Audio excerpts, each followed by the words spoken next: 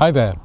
So welcome to wall press, or as I called it before that, posterior chain reset, or as I called it before that, superficial back line. That's talking about the fascia. So I'm just going to be pressing up against the wall with the ball of my foot. But what's this for? It's for spasticity, it's for night cramps, leg cramps of any kind, calf muscles. For me, it's to unlock the glute muscles. Literally, they are, I'll talk about this, but they are locked together.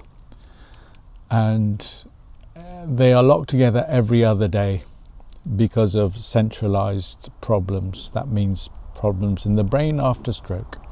But let me tell you that even if you don't fall into this category, you'll probably learn a few things along the way, I hope. So micro gains is what I've been after these last 3.5 to 4 years. Micro gains because after a severe hemorrhagic stroke, I had total deafferentation. Now, deafferentation is a loss of sensory feedback. It was not getting through past the thalamus in my brain. I was excellent at moving, but I was not good at listening to all the sensory input, the receptors and so forth. And that's important because we're going to be talking about receptors, and one in particular is the star of the show today. Now, I mean, this clip might be 20 or 30 minutes, but bear in mind it's taken me over 3 years to learn these points and to come up with a solution for myself, which is wonderful. So I'm putting it out there. I'm putting it out here, wherever here is. So total deafferentation means no feedback from my right side, and then the micro increments gradually starting a little tiny bit of feedback, but mostly not for a long time. Then I gradually started to get some sensation back, a little bit, but it's not until recently that my GTOs are coming back online. GTO. So what is the GTO? The star of the show today is the Golgi Tendon Organ. How about that? It's a proprioceptor. It tells us of our awareness and position in space, and it's located inside the tendon. Now, it's basically a sensor that tells my brain about the forces that are acting on it, that are acting on my body, let's say. It measures tension, not stretch of a muscle.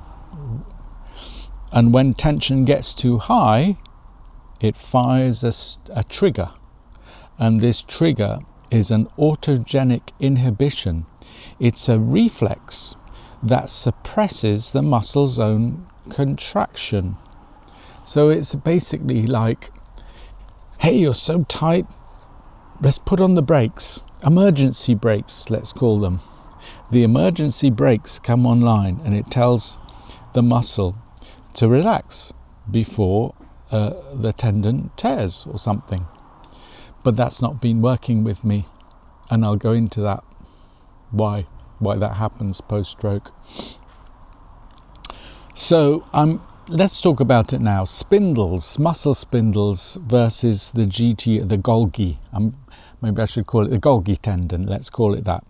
So muscle spindles detect when a muscle stretches, and they detect stretch, and they then say contract to stop it from stretching and becoming too loose. And Golgi tendons detect tension and say relax, emergency brake. So after my stroke, and many people stroke, the spindles are much more active, ramping up the tension to stop things getting loose. And that happens to everybody who has a serious stroke, let's say. The spindles are online way before the Golgi Tendon Organ comes online. So basically, what I suffered was DOMS it's this 48-hour cycle with me. Now, DOMS is, I believe, delayed onset muscle soreness, and I got it after trying to walk, so sort of walking with my stick and really exerting too much, and the muscle locked up. The muscle, my gluteus maximus. And I'll never forget this Chinese practitioner that came across me, and he was trying to communicate to his wife, and I suppose to me as well, because I don't speak Chinese, and he just went, and I said, that's me, that's my glute max, right at the back, big muscle. Ooh, and that used to give me so much pain, because it would lock up every other day. So remember, this is centralized CPSP and so forth, and then it's my nervous system that is unable to reset. Also because I had no control, and my Golgi tendons receptors were not online. I wasn't able to let them go to rebalance the system. So the spindles were always locking up. They got into a pattern. Don't ask me how. One day yes, one day no, one day yes, one day no, for 3.5 years. Ooh, a lot to go through. So let me talk about another receptor in our body called the Pacinian corpuscle, which comes online a lot before some of the other receptors in our fascia. So these are mechanoreceptors that rapidly adapt. These are mechanoreceptors detect vibration. Now, vibration came back, or tends to come back, before any sense of touch or feeling or able to. We sense a vibration. That's thanks to Pacinian corpuscles. And they detect rapid pressure changes and texture. So like a rough wall or something I used to love. Oh, I can feel. And they fire briefly at the start and maybe the end of a stimulus. So they're event detectors. So you ever noticed you put your clothes on, you feel the pants and vest go on, your underwear, but then you don't feel it for the rest of the day. So these Pacinian corpuscles are really great to say, hey, something's changed, and they're aware and awake. And so what I'm going to do is, can I show it? Yeah. Tap my foot a little bit. Tap my foot to sort of clear the line. Thanks to the Pacinian corpuscles, reset things. Tap things a bit. Pacinian corpuscles, vibration, brilliant sensors. Now, the missing feedback I've been through, so I can feel your light touch, I can feel vibration on my foot and arm, but deep pressure and the exact position, the proprioception, very difficult, and it's only recently that I've been making progress there. And I'll do a clip on that because that's via structured water. I've been drinking every day structured water. Brilliant stuff. Now, the missing feedback has only just started to come back. Now, why is this important? Because if you've got no feedback, you get no reward loop when you go out for a walk or do any exercise. you see there's this tremendous pleasure in moving our body, propelling ourselves forward and using our muscles and feeling them. There's this reward loop, and if you don't have your sensors because of a stroke, you don't get the reward from going out walkies. So that's starting to change. I mean, it was a tremendous effort to walk. Cortisol levels going high due to the walk, and that will be the subject of another clip because it's fascinating. Cortisol, friend or foe. And well, basically I take things easy now when I walk, and I try to enjoy my walk. Now, just a few miscellaneous things I want to mention before I get to the wall press. My right ankle clicks, when I click at the extremities when I do this exercise, for example. Less today. And it's always less after a walk, because walking is helping to warm and lubricate the joint, and that increases synovial fluidity, which, by the way, this synovial fluidity goes around all the joints you move. It's a bit like handy oil, And that's so important because, I don't know if I can show it here. So I have hammer toes, which I've mentioned in a few clips, especially this one, hammer toe, my long toe. And by pulling it a little bit, but gently, but kind of firmly, but gently, lengthening it, I hope to get rid of this hammer toe here, and all the others were like that. So what I'm doing is opening it up so the synovial fluidity can lubricate and warm that joint. So that's worth mentioning, because I've never given the solution to hammer toes or crab, or I think a few other names for it. But now there's another very interesting things that, so if I do pump my feet, if I pump them together, foot pumps, which are brilliant for you, there's a strong signal from my left foot, and what this does is help the weaker foot, which gives a weaker signal. So you could say that what happens is the brain muddles them up. It's not quite sure which is which. And the stronger side, my left side, my unaffected side, helps the weaker side. So this is called bilateral facilitation.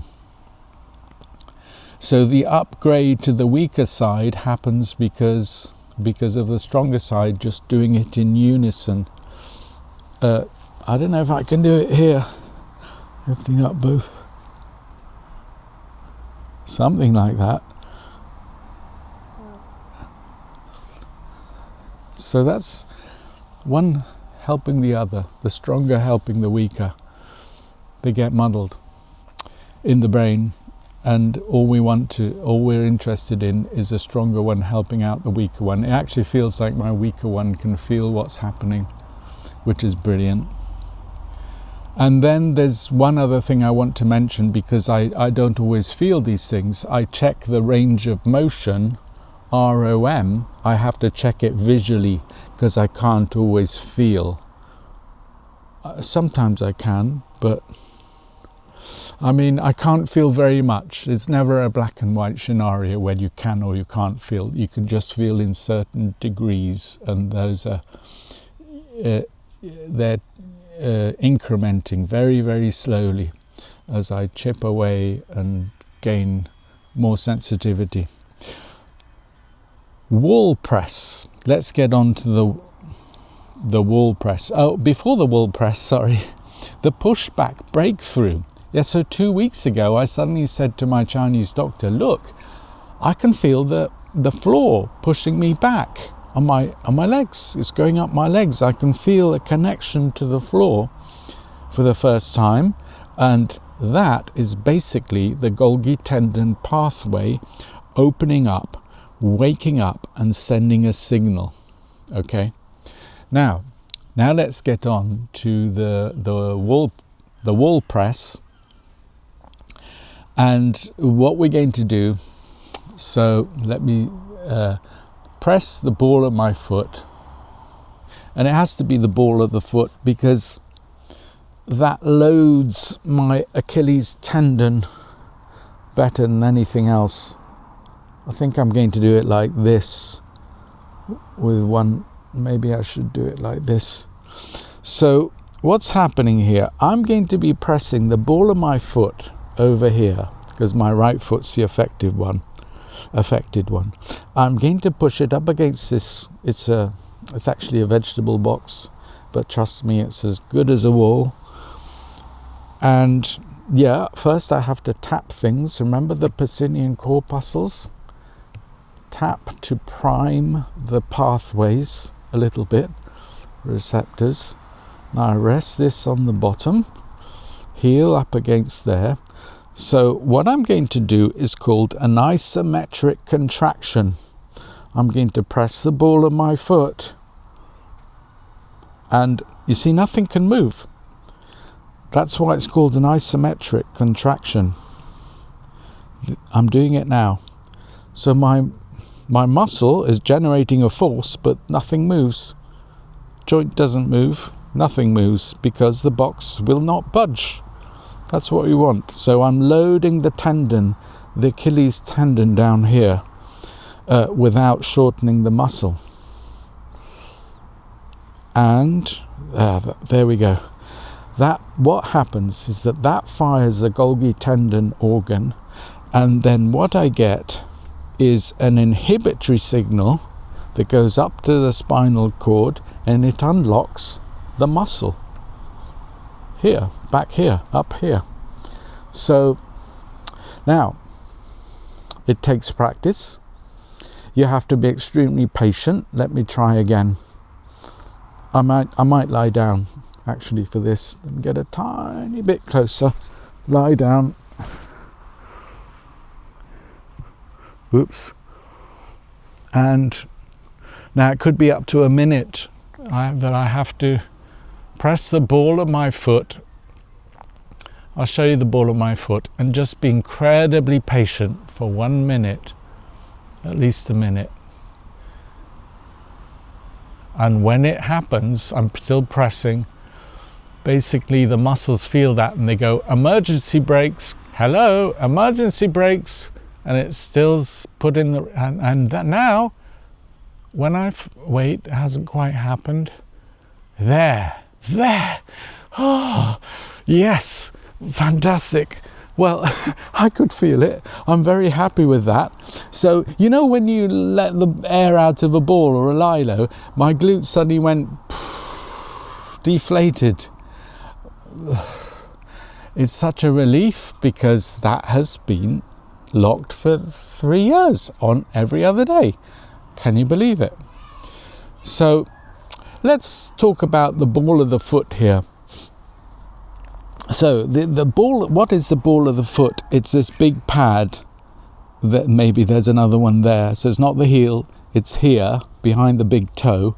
That's the crucial point that you have to, you have to create maximum tension there to put the loading, we call it, on the Achilles tendon.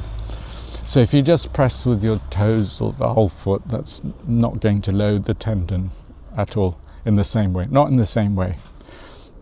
So you have to practice with your precision, I have to practice anyway, precision, patience. What was it my Chinese doctor said? The 3 Ps. Patience, practice, perseverance. In this case, practice, patience, patiently, etc. The 3 Ps, by the way, they're called. But practice will get you there. Each time I do it, I feel more unlocking, and I've been doing it for 4, that means 8 days sessions, so I'm getting good at it and I require a lot less. Now, the vector of gravity, I'm horizontal because gravity is now horizontal, not vertical, and the vector of the forces on my fascia are not, I don't have to fight gravity basically in this stretch. Gravity is helping me to do this work, and it creates a passive safe traction within the tendon. So holding this position for a minute, it also fires another receptor called the Ruffini receptors, and these are similar to the Golgi.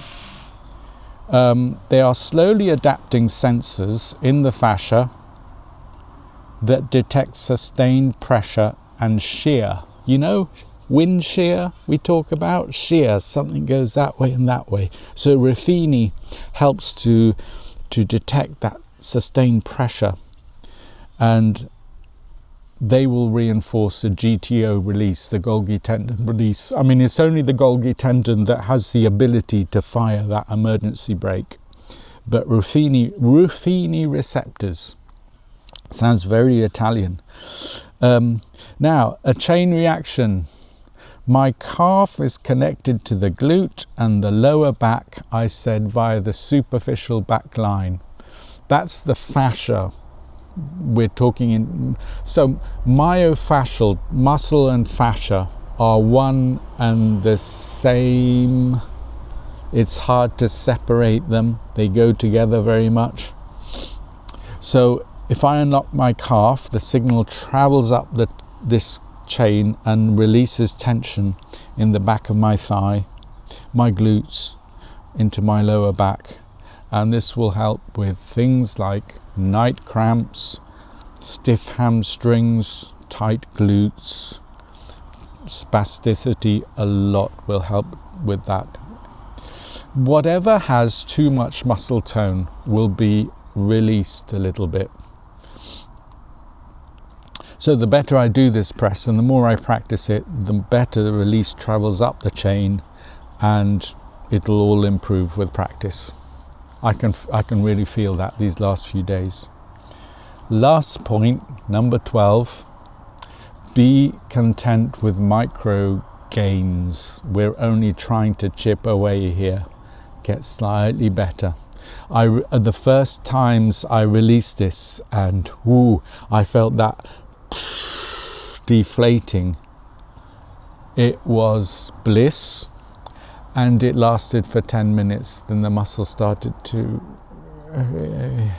tighten up again.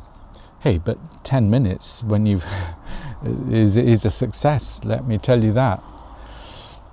And so what's happening is that the schema, now I've talked about this in other clips, the body map, we call it schema.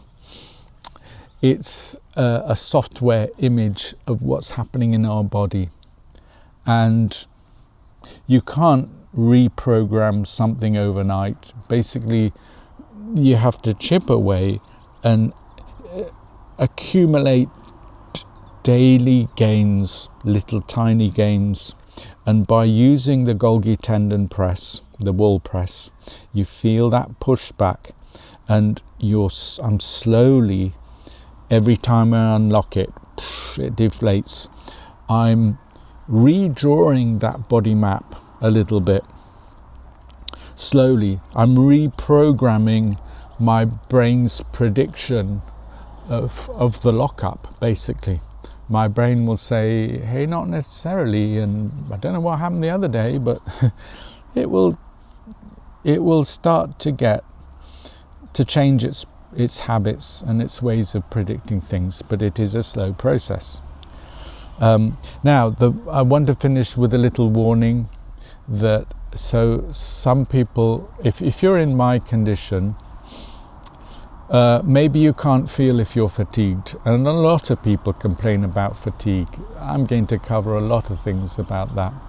Now, so if you can't tell if you're fatigued because you can't feel your affected side, or you can't feel it well enough to judge if you're tired and exhausted or something, you only really discover it the next day.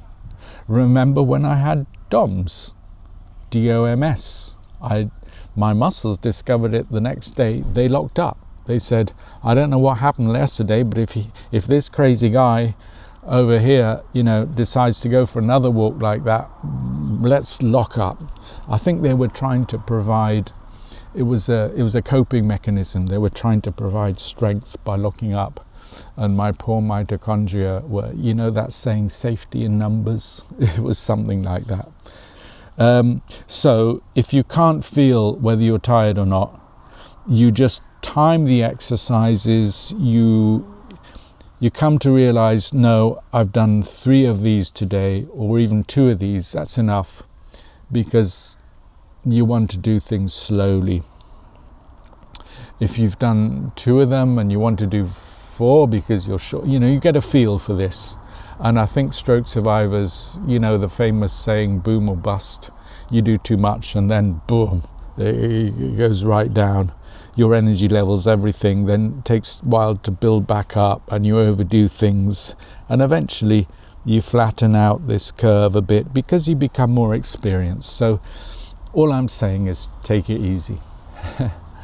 Now, this is a huge discovery for me when my Golgi tendon started coming back online, just, I'm going to say about a month ago. And I had done things like the X-frame, which I talk about with my fascia clips. And the X-frame had very much, I was seeking for that. Anyway, the builders have started up next door, so I'll say goodbye and thanks for following. But all I care about, if one person says, oh, this helped my night cramps or something like that, then it will have been a success. Good luck. Ciao, ciao.